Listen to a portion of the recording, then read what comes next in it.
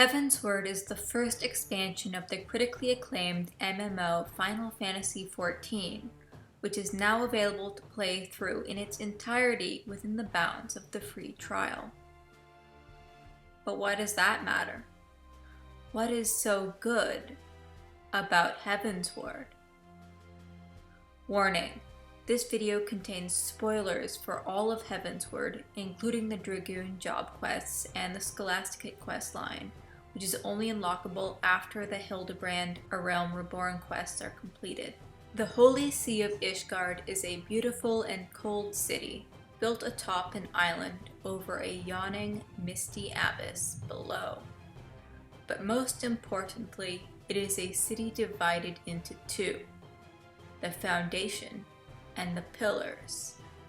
The Foundation is where the poor live, the worst off down in the Broom, the working class in the Holy Stables, lining the way in the Ark of the Humble, going about their business near the Sky Steel Manufactory, drinking away their sorrows in the Forgotten Night. No honorable professions down here. Not unless you count the Temple Knights or the Dragoon barracks. And the Temple Knights don't live down here, do they? They just work here. They work here and then they return to their home in the Pillars. Here is the Ark of the Triumphant, lined with the statues of the first Knights of the Round. Here are the four manors of the four noble houses. Here is the jeweled crozier, where the nobles shop. Here is the Athenaeum Astrologicum, that venerable profession. Here is St. Raymondaud's Cathedral, where priests are trained. Here is the Tribunal, where sinners are judged. Here is the power of the Church. There is no damage from the war up here, not the way it is down on the lower portions of Ishgard. No children starve on the streets, and here, your warrior of light faces new questions. Slumming? An NPC will ask you if you venture down into the Broom. Here to see what it's like? A foreigner, they say up here. How uncouth. I'd heard they were letting in anyone these days. The Warrior of Light arrives to Ishgard a refugee, fleeing false accusations of assassination. You are here because Archifont vouched for you, and, most importantly, because Archifont is the favored bastard son of House Forton. He so rarely speaks to his family, never asks them for anything, but suddenly he has this huge favor. How could his father refuse? No one in Ishgard cares that you have been accused of killing a foreign monarch. They've likely never heard of her, and it wouldn't change much if they had. There's no king in Ishgard, just the Pope. You killed a monarch. How about you kill a dragon?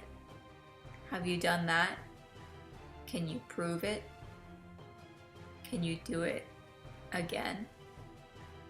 There is a side quest chain in the Gorthan Western Highlands, originating from the Convictory.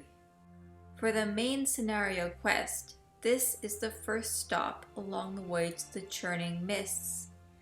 Estinien suggests stopping here to see if they have heard of any heretic activity, or anything at all that will lead you to Isaiah.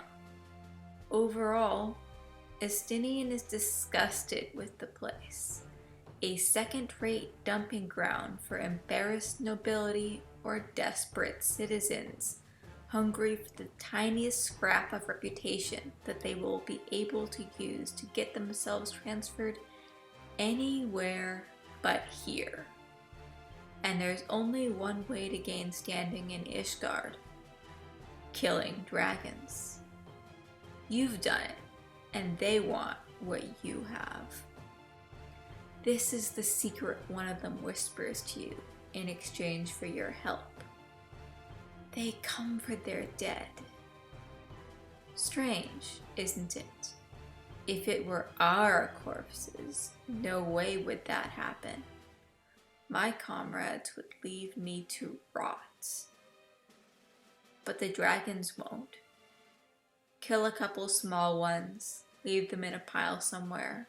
You'll attract a bigger dragon. Kill that dragon, throw it on the pile, attract an even bigger one. When the pile is so high that it attracts a huge dragon, an elder dragon, this NPC tells you, that's when you've hit it big. Just be able to bring back a single fang from its corpse, and you'll get a promotion. Maybe a knighthood, if you can swing it. If you know someone who knows someone. End the war? If the war ends, they lose the one tool of social mobility they have. There's no one in Ishgard more invested in killing dragons than its poorest soldiers. No one, except perhaps, maybe, its most powerful. For there is another secret, another bigger secret, just like this little one.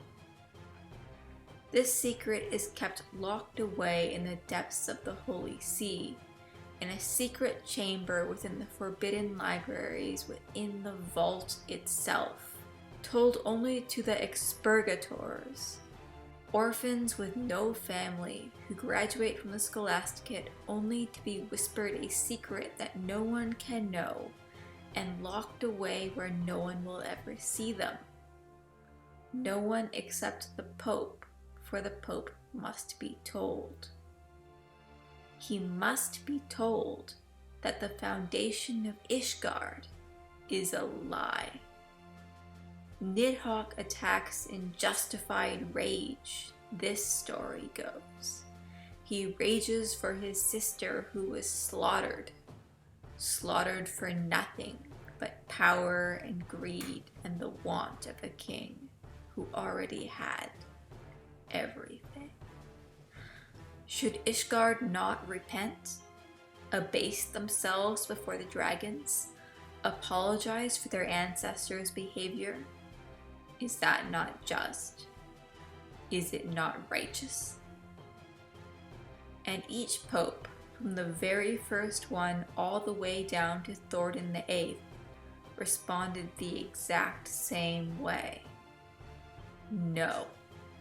Thordan justifies himself to Emmerich, and to an extent he believes his own justifications. Just because we apologize, does that mean that Nidhogg will stop? No. So why should we? Is it on us to answer for the sins of our fathers? That was a long, long time ago, and this is now. Now we are justified because has everyone not lost kin to the dragons? If it's not the dragon's fault, then whose is it? Thordan's argument, however, has one crucial flaw.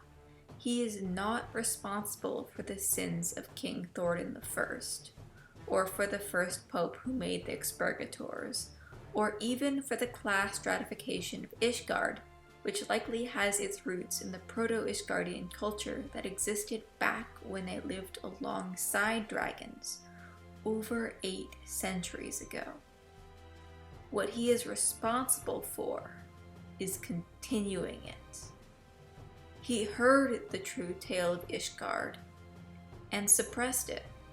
He encouraged the Dragon Song War even as he could see it slowly destroy his own people. This is why Nidhogg waits in his lair, instead of attacking the walls of Ishgard. The dragon's vengeance is the slow death. Nidhogg's victory is when every man, woman, and child of Ishgard has chosen dragon blood or chosen death. Become what you hate, or die. But Nidhogg's desire is even deeper than that. Become what you hate, or die? No. Kill your own kin, like you killed mine. May your despairing sister join the heretics, drink of dragon's blood, join our flight, and may you kill her, only to recognize the necklace she still wears, or to see a too small signet ring on a scale-swollen finger. May the grief you feel, the rage you feel, the horror you feel, become the shallowest mirror of my own. The reason that the Warrior of Light is going on their fun road trip through Korthus, to the Dravinian Forelands and the Churning Mists, is because Alphinaud wants to end the Dragonsong War. So do Izael and Estinien, and all for the same reason. They want the killing to end. Alphinaud is on a bit of a guilt-filled redemption kick ever since the Crystal Braves incident went to hell in a handbasket. And he still wants to fix the world, which is the one character trait of his that I've never truly been able to dislike. Stopping the Dragonsong War is the only way to save Ishgard, the place where he was granted sanctuary. Doing anything less than stopping the war would be a failure on his part to repay that debt. Izael was born into the small town of Falcon's Nest. Not the military settlement that has been built in the same area post-Calamity, but the small town that was there before Korthus became a land of endless frost. She tells the story like this. During the Calamity, there was a huge avalanche and a whiteout blizzard. Separated from everyone she knew, terrified, lost, and afraid, she was rescued by Hraesvelgr himself, who swept down from on high to save her. Maybe she did, in some small way, remind him of his long-dead love. So he saved her and made sure she arrived to safety in the Dravinian Forelands, where Marcechant found her and took care of her until one day, Izael received an echo vision that she could not ignore. She had touched one of the many stones of the ruins that litter the Forelands and seen an abandoned site of the past. She had seen that Shiva and Hraesvelgr had united two peoples with their love. Thinking herself the reincarnation of Saint Shiva, she rallied heretics to her cause. The war, she thought, could only end when the dragons are satisfied. Once we break the wards around Ishgard, the dragons will sweep through and punish the nobles, punish the priests, and then the war can end. However, on the first steps of faith, her hopes were proven false. The dragons held no discrimination between the broom and the vault, and no care for it.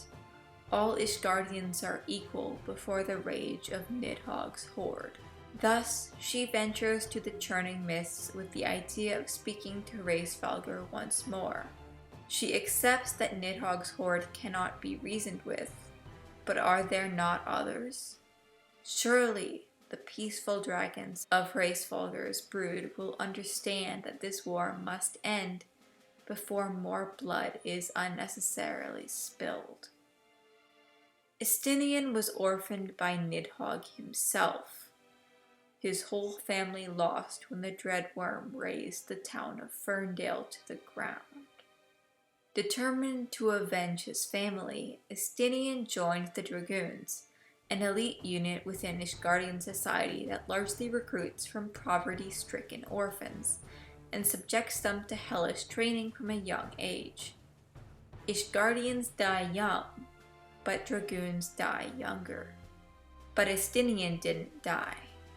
Adopted by Sir Alberic Bale, the current Azure Dragoon, he eventually took the eye from his new father after Alberic retired, taking up the mantle. The eye chooses the dragoon, and the eye chooses vengeance. Estinien accompanies Alphino, Izael, and the wolf for one reason and one reason only. He's come to kill Nidhogg and any other dragon that's in between him and that goal. The fact that dragons have human intelligence, human emotions, human speech comes as a shock to Alphino and Alphino alone, for everyone else on this journey already knew. How could Estinien not know this when Nidhogg whispers to him constantly, laughing in his ear in glee as the avatar of Ishgard's self-destruction approaches?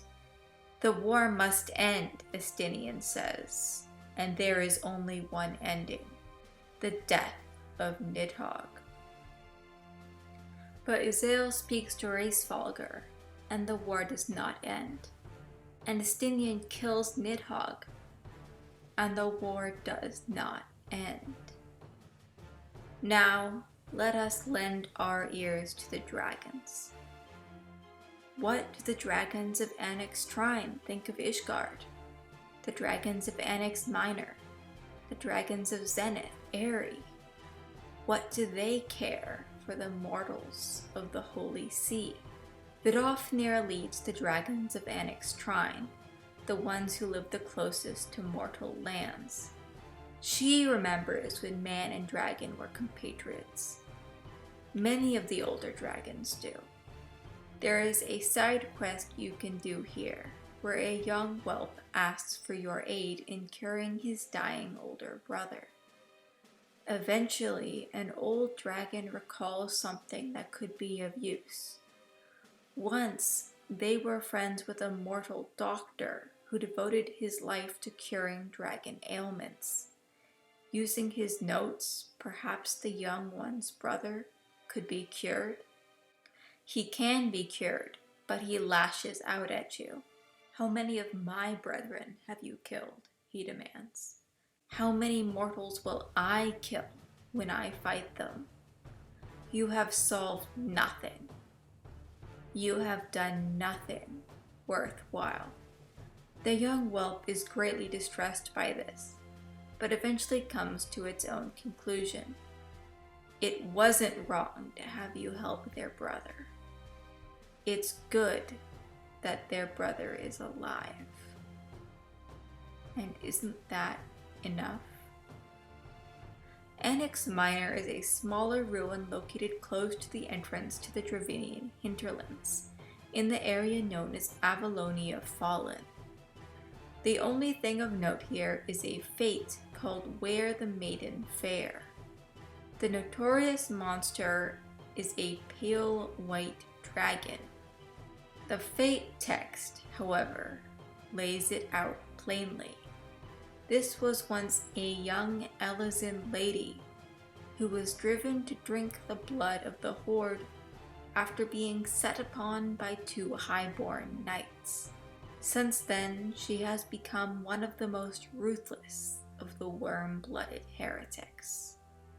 Kill her, the fate instructs.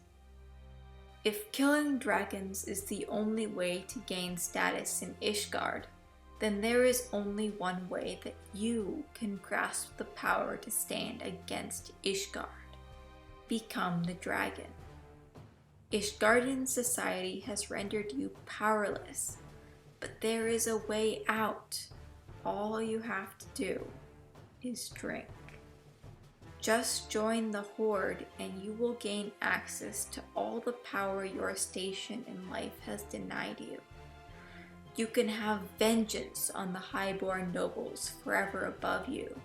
You can fight back against the priest that sneered at you, the merchant that accused you of stealing, the scholasticate that denied you access on no grounds but blood.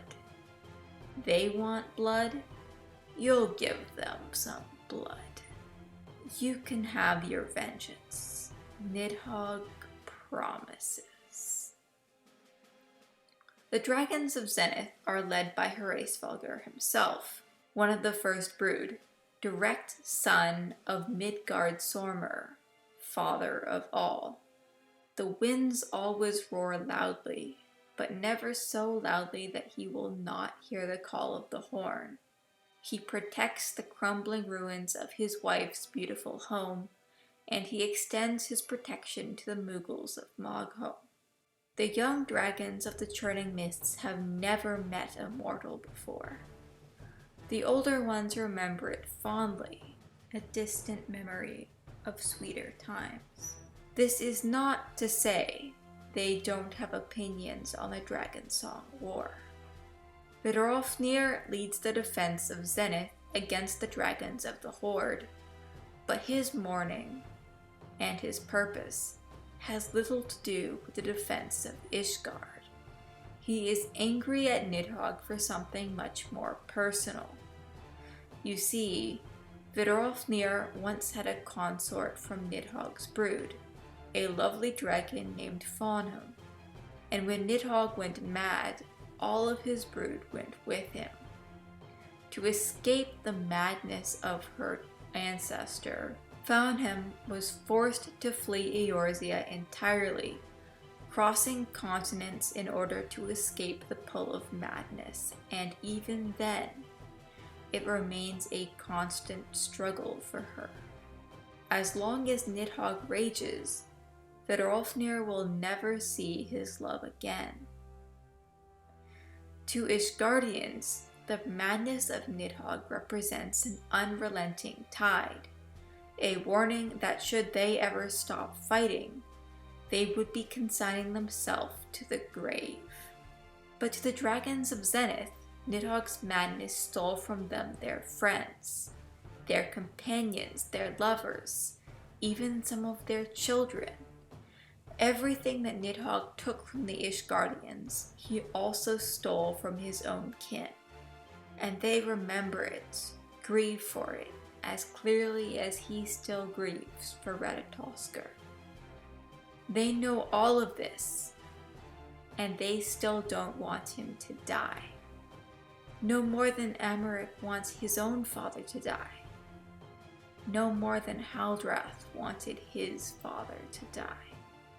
All of their friends, companions, kin, so close to them, rendered unreachable for as long as Nidhogg's rage persists. Perhaps they have more in common with Ishgard than they think. In the Eyrie, Nidhogg relieves the moment of Hraesvelgr's death over and over until the memory weans its way into the floor, into the walls, until the crystals embedded in the ceiling, so deeply that just standing there is enough for the Warrior of Light to receive an echo vision of the aftermath of that event. King Thoradin took his 12 knights and killed Hraesvelgr, and dined on her eyes, but that newfound power was not enough. When Nidhogg came to take his revenge, they began to lose. 8 of them died, 9 including King Thoradin himself.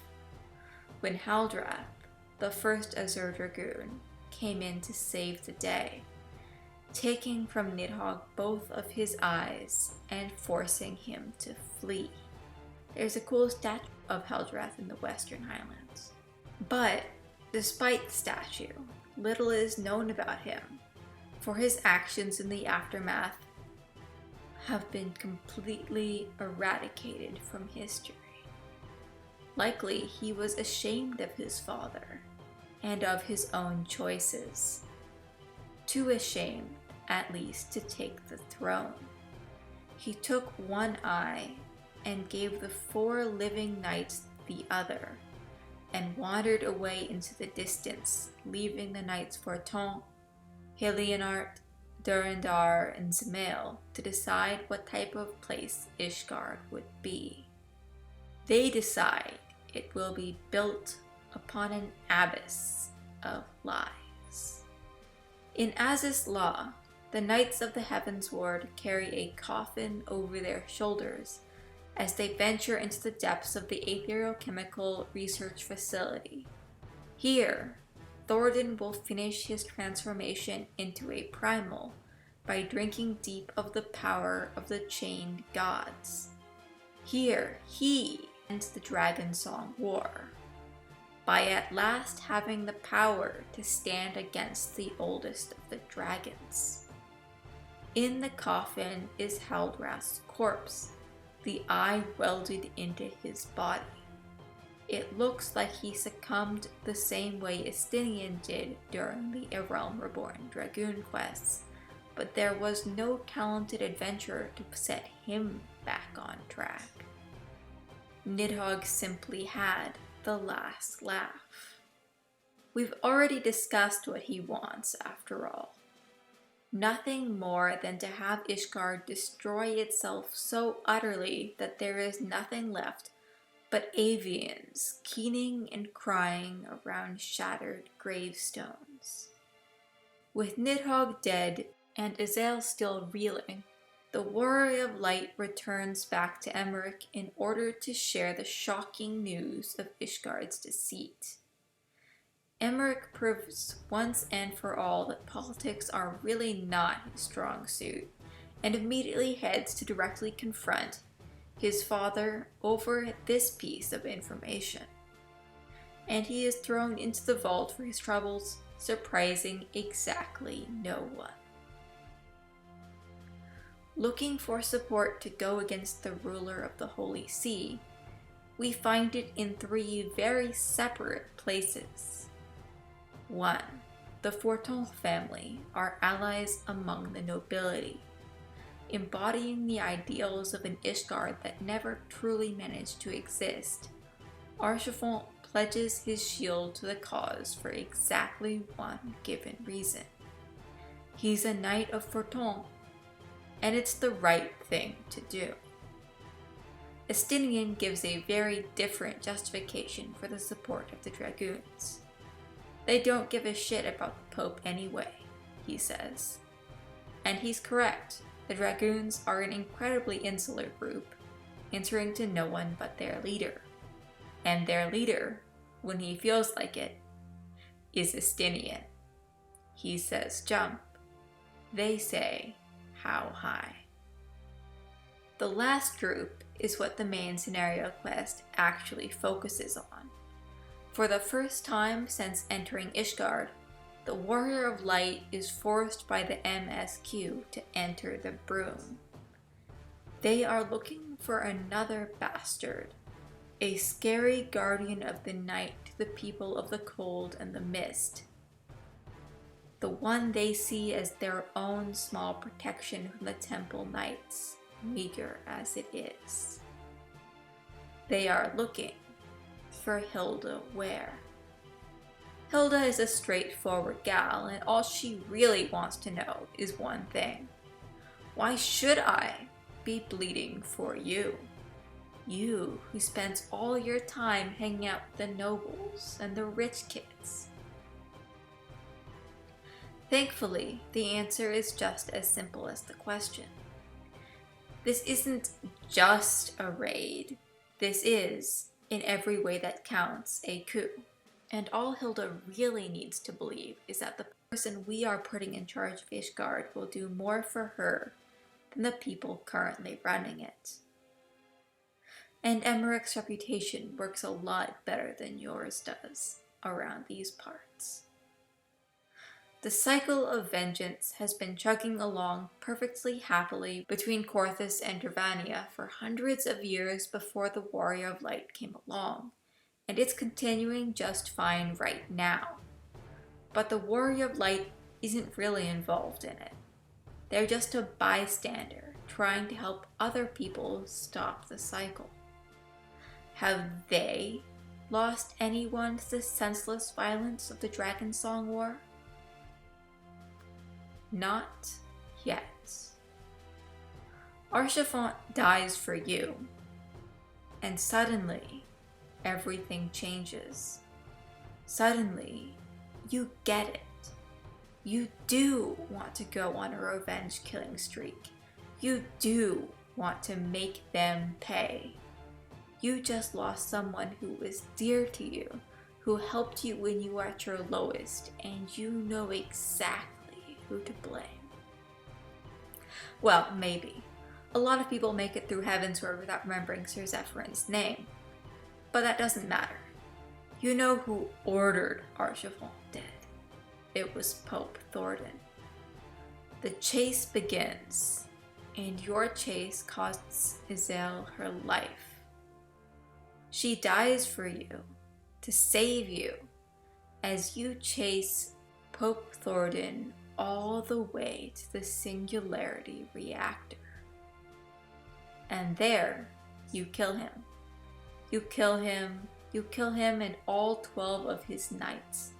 Everyone who was there, watching Archibald die, cheering, they're all dead. You've won. Then you hear Nidhogg laugh.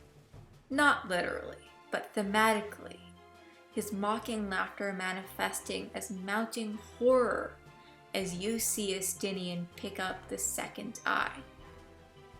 Your vengeance has amounted to nothing, because with the reascent of Nidhogg's shade, the war will begin again.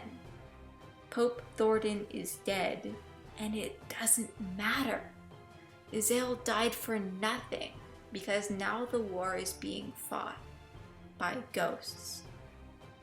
Congratulations, you finished Heavensward. Patches 3.1 to 3.3, also called the Dragonsong War quests, are where the true conclusion happens.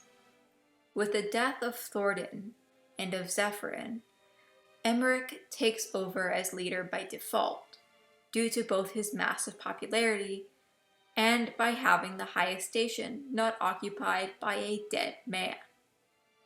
With his leadership, he sets out to do what every ruler of Ishgard before him refused to, attempting to negotiate peace with the dragons. Had he chosen to do this without Nidhogg hanging over him, it would simply seem like a natural course of action, but him choosing to do it even with Nidhogg still presenting a constant threat shows something much more important. That even with the situation remaining exactly the same as it was during his father's reign, he is still choosing reconciliation. Now, Nidhogg's shade is both Hraesvelgr's brother and Emeric's closest friend. To decide to kill him is to thrust another blade into both of their bleeding hearts. But the decision is made even as unrest grows in Ishgard. Emeric is popular, but the decision to end the war is not a popular one. If they can't kill dragons, how will they get into Halone's halls? How will they get promoted? How will the priesthood maintain power? The broom still isn't fixed. Are you going to do something about that, Lord Emeric? Changing our ruling system to allow for more opinions from the lower class? I don't know about that, Lord Emeric. We're not going to kill Estinien, Alphino insists. We're going to save him, the way we couldn't save a single other person in this long, benighted, awful war. That is what convinces Hraesvelgr to help. Not the sacrifice of the dead, not the willingness of Emeric to travel all the way to Zenith to apologize, to beg and plead his case. The fact that the Warrior of Light doesn't want their friend to die. That, for the first time, they've come here resolved to save someone instead of killing them. Hraesvelgr, too, is responsible for the continuation of the Dragonsong War. When he gave his eye to Nidhogg, Every century that he sat above the clouds and heard the cries of the horde and the wails of the Ishgardians, and he did nothing. He is responsible for that. To think of him as the good dragon to Nidhogg's evil is the mistake that Izael made. The Dragonsong War is not that kind of conflict. But in this moment, having fought the Warrior of Light within the very place that Ratatoskr used to live, that glorious monument of human stonecraft and glowing light, he accepts it. He can grieve for her while still looking forwards towards a new dawn. He can see that Ishgard has changed. So he gives his other eye to you. The first dragon eye ever given to a mortal of the dragon's own free will. With it, you will free his brother's shade. With it, you will save your friend. Kill me, Estinien rasps. But you don't. Everything has been revealed. The treaty has been set. Soon, Ishgard will build its new foundation. That is why people like Heavensward. Hi, I'm Czar, and this is the first in a series of videos I will be making about the themes of Final Fantasy XIV's various expansions.